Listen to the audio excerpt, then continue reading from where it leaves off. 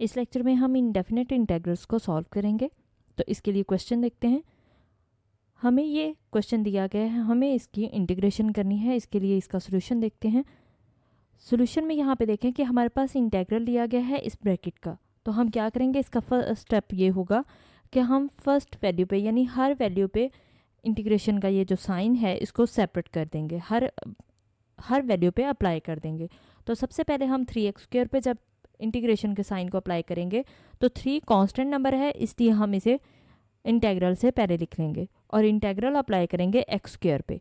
-2 भी एक कोफिशिएंट है x का, तो इसलिए ये बाहर आ जाएगा।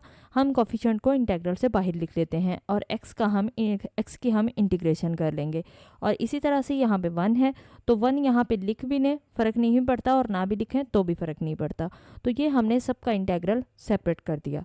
अब इंटीग्रल को हम कैसे सॉल्व करते हैं, अगर हमारे पास एक नंबर है x³ और हमें इसकी इंटीग्रेशन करनी है तो हम क्या करते हैं, हम x³ है तो 3 में 1 प्लस करते हैं और इसी से डिवाइड कर देते हैं, यानी 3 + 1 4 हो जाएगा और 4 से ही हम डिवाइड करेंगे। तो देखते हैं हम इसका नेक्स्ट स्टेप। यहाँ पे देखें कि 2 थी पावर, x² 2 थी, +1 करेंगे तो कितनी आ जाएगी 3, x³ और डिनोमिनेटर में भी 3 लिख देंगे। जैसे यहाँ पे हमने 3 + 1 किया था, 4 को हमने डिनोमिनेटर में भी लिखा। अब यहाँ पे देखें कि x² कोई नहीं है तो 1 होगी, तो यहाँ पे 1 में 1 प्लस करेंगे 2 हो जाएगी, इसलिए हमने x² 2 लिख दिया और डिनोमिनेटर में भी 2 लगा दी। अब याद रखें कि कांस्टेंट नंबर 1 जब भी आएगा इसकी इंटीग्रेशन x होता है। 1 का इंटीग्रेशन क्या होता है, 1 का अगर हम इंटीग्रल लेते हैं तो क्या आता है, x आता है। और जब भी हम इंटीग्रल्स को सॉल्व करते हैं एंड पे हम +c यानी सम कांस्टेंट, हम ये +c लगाते हैं। अब हम इसको मज़ीद सॉल्व कर लेते हैं। यहाँ पे देखें 3 से 3 कैंसिल हो जाएगा, 2 से 2 कैंसिल हो जाएगा, जो बचा ये हमारे पास इसका आंसर आ जाएगा।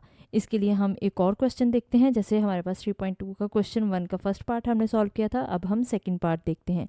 तो सेकंड पार्ट में हमें ये इंटीग्रल दिया गया है, इसका सोल्यूशन देखते हैं।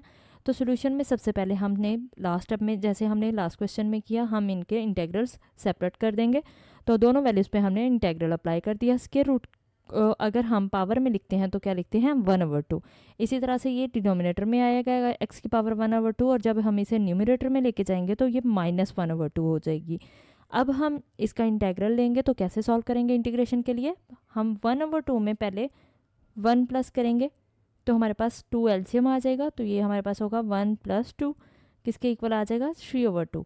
इसका मतलब हम इसका इंटीग्रेशन सॉल्व करने के लिए x की पावर हमारे पास क्या आ जाएगी, 3/2, और इसलिए हमने 3/2 ऊपर इसकी पावर में लिखी और वहीं हमने रूल के अकॉर्डिंग 3/2 से इसको डिवाइड में लगा दिया, यानी डिनोमिनेटर में भी 3/2 आएगा। पावर में एक प्लस करते हैं और उसी से डिवाइड कर देते हैं, ये इसका रूल होता है। अब यहाँ पे देखें -1/2 है, तो सेम इसको हम -1/2 में भी +1 करेंगे तो हमारे पास कितना आ जाएगा, ये 1/2 आ जाएगा सॉल्व करने के बाद। तो हमने x की पावर में 1/2 लिख दिया और उसी से हमने डिवाइड कर दिया। अब यहाँ पे देखें, याद रखें कि अगर डिनोमिनेटर के नीचे डिनोमिनेटर आ रहा हो, जैसे 2/3 है, तो ये डिनोमिनेटर के नीचे एंड पे जो डिनोमिनेटर आता है ये ऊपर न्यूमरेटर से मल्टीप्लाई हो जाता है।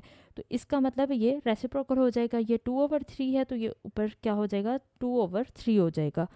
तो यहाँ पे देखिए 2/3 आ गया, x³ 3/2 इसी तरह से आ गया। सेम यहाँ पे भी 1/2 था तो 2/1 लिखें, फ़र्क नहीं पड़ता 1 लिखने से, इसलिए हमने 2 लिख दिया।